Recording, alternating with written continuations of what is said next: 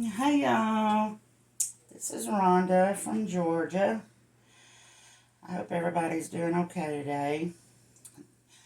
This is my new YouTube channel. Right now it's just Rhonda Thomas and I've been thinking about trying to find a name for it. Like Georgia on My Mind, art, acrylic art. I don't know. I'll figure it out though. I've had I have a Facebook group. It's called Acrylic Paintings and Other Forms of Art Sellers Group. So, if you're watching this video, please come check us out and join. It's a private group, and when you send in your request, I'll look at your profile, and you have to tap I agree to the rules, and then I'll approve, or sometimes they don't get approved. There's 8,000 members. Actually, I think there's 8,100 members right now. But it's a good group. You'll see all of my art on there, and you'll meet lots of really nice people. And there's lots of other artists on there. A lot of them do have their own YouTube channels. And everyone kept telling me that I should start one. So here I am. I've had requests to see, because I resin all of my pieces. I think resin is magic. I love it. And I use this. This is KS Liquid Stone Elite. It has 60 minutes work time. And it's a very thin resin. It's all I've ever used. I really like it. And it's 1 part resin to 1 part of the hardener. I put the hardener in my cup first since it is more liquid. The resin is the thickest one. And you just stir it. I call it, it looks like mucus. It looks like mucus in there. And you stir it for like 3 minutes till it's really clear. And you'll see bubbles, which we will talk about later. With this resin, you don't have to be in a hurry. Like I said, it has an hour work time. You make sure that your canvas is level. I keep a level on my table. You also make sure it's clean. Even when you handle a paint, your skin will touch it and get oil on it, and resin will not adhere to any type of oil. So you want to make sure that you wipe it down really good with wet wipes is what I use. This is how I keep the resin from sagging. I put cardboard in here, and then I screw these little pieces in. When you're doing it, you don't want to push down on these pieces, because it'll protrude through to the other side of the canvas and leave an indentation, and you don't want that. The way I do it is, when I'm screwing it, I put my hand under it to see if I can feel it, and if I don't feel it, that means it's good. And this is a painting I did a while back. I resin my pieces when I went like a week later, or when you can touch it, when it's nice and dry and you can touch it. So when I do it, all right. I went to the art calculator, it's art resin calculator.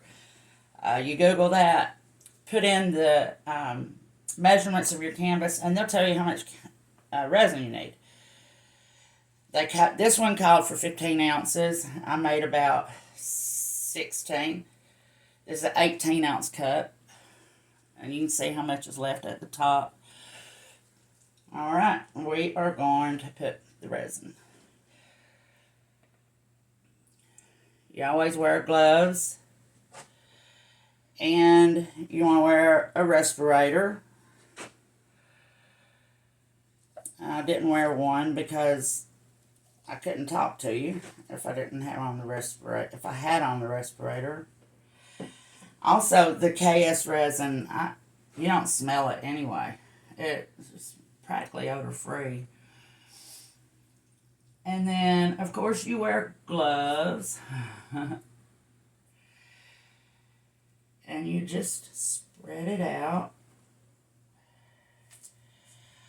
I'm sure there's members of my group that remember this. I used to cry. I would get on there after waking up, running in here to my studio to look at a new painting that had got resin. Really excited to see how it went. And I have 3 Rottweilers in the house, so I clean a lot. But just to find dog fur or other debris in my resin. This was in November of 2021 when I started doing this.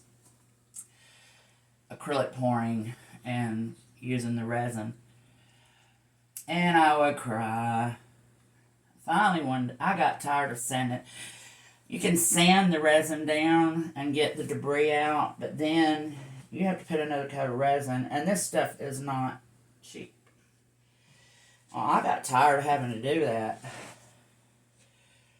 And the best investment I ever made, I went to Lowe's and invested $500 in a filter system. If you do that, you won't regret it. I promise you will not regret it. Best investment I ever made. And I'm not going to lie and tell you that it don't happen. There's no way that you can never, ever not get debris in your resin ever again. It's not, stuff happens. It happens. But I can promise you, not as much as it used to. Alrighty. That's it. That part anyway. I'm going to take my gloves off.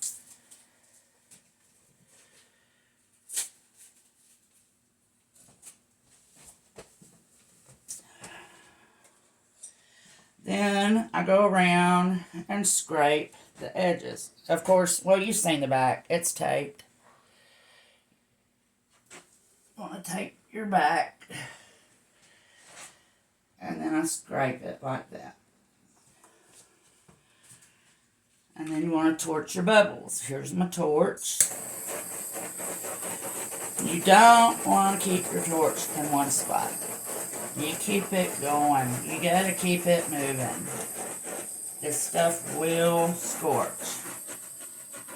It will catch on fire.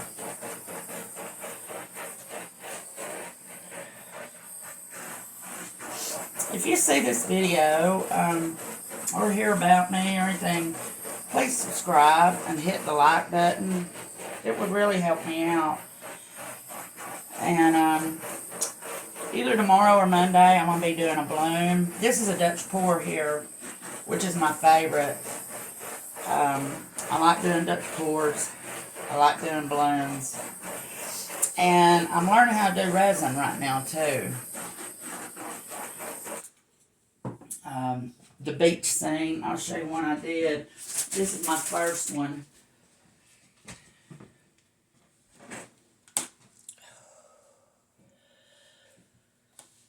That's my first one. And I had used this resin here that I got as a gift. It said KS resin. And I thought, well, okay, it'll be okay to do resin art with. Because it said KS. I didn't finish reading it. It's liquidy split resin, which cures in 15 minutes. So, while I was doing that piece, it started curing right in the middle of it. So I said, okay, well, I'm going to try another one with my resin because it's a longer working time. It's an hour working time. Well, you know what? That didn't work either because it was too long and it was too thin.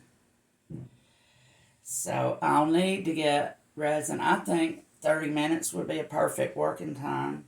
What I'm doing now is I'm waiting on some more bubbles to surface. And I'm going to pop some more bubbles. This will be dry in about 15 hours. So tomorrow I'll come in here. And it'll take 2 weeks to cure though. So it's good and hard, but you'll be able to touch it in 15 hours. And when you get ready to take the tape off the back, I use a blow dryer. And I just heat it up, heat the resin drips up, and peel the tape off. I can hear my dogs outside my studio door. I'm taking off some more drips.